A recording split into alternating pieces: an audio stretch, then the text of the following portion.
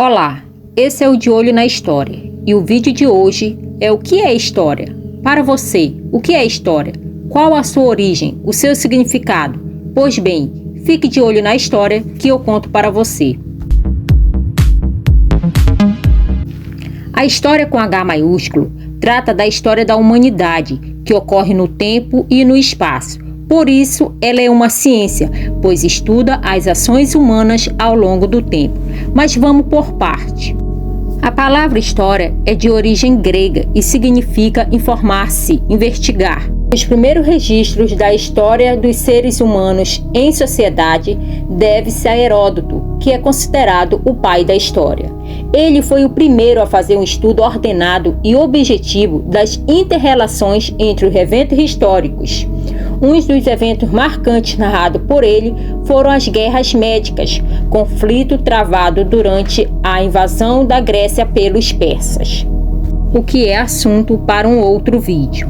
Segundo os autores Dias, Grimberg e Pellegrini, a história é definida como o campo do conhecimento dedicado ao estudo das ações dos seres humanos no tempo e no espaço.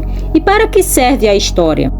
Ao estudar a história, entende-se melhor a realidade em que se vive, além de preservar memórias, interpretar culturas e promover a cidadania, o que é possível graças às ações dos sujeitos históricos. E quem são os sujeitos históricos? São todos aqueles que participam do processo histórico, ou seja, todos os indivíduos que, de forma consciente ou não, participam da história, sejam homens, mulheres, idosos, jovens, crianças.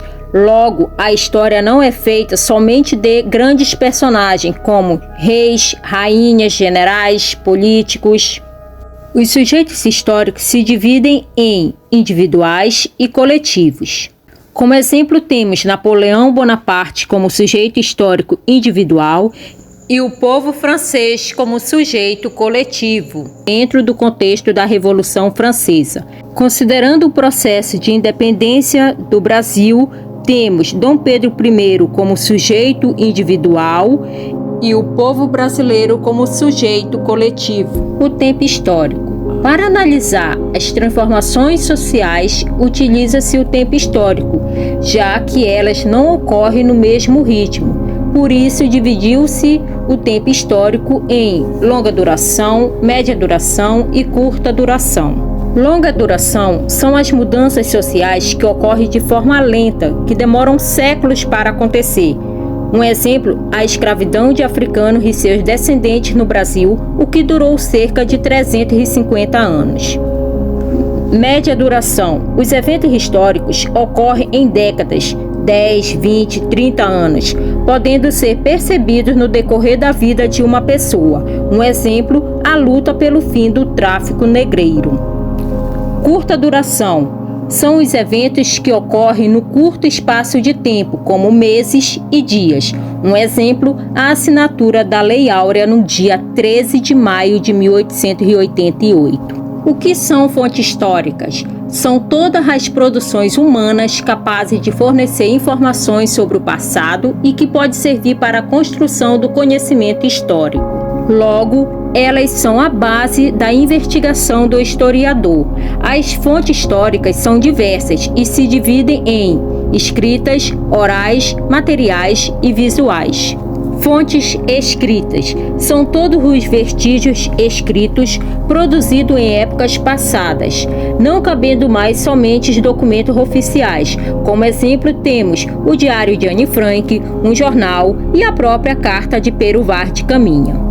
As fontes orais são produções orais, como entrevistas, relatos pessoais e tradição oral, passada de geração em geração. Fontes materiais são vestígios que fornecem informações sobre o modo de vida no passado. Como exemplo, temos o Museu da História da Moda, a máquina de datilografia e um ferro de passar roupas. As fontes visuais são representações da realidade, como um filme, uma pintura, um desenho. Para investigar as informações do passado, Através das fontes históricas, entra em cena o historiador, que tem como papel principal investigar o que os seres humanos fizeram, pensaram e sentiram no contexto de suas culturas. Todo o conhecimento produzido pelo historiador é chamado de historiografia e busca atribuir sentido para as relações entre o passado e a realidade presente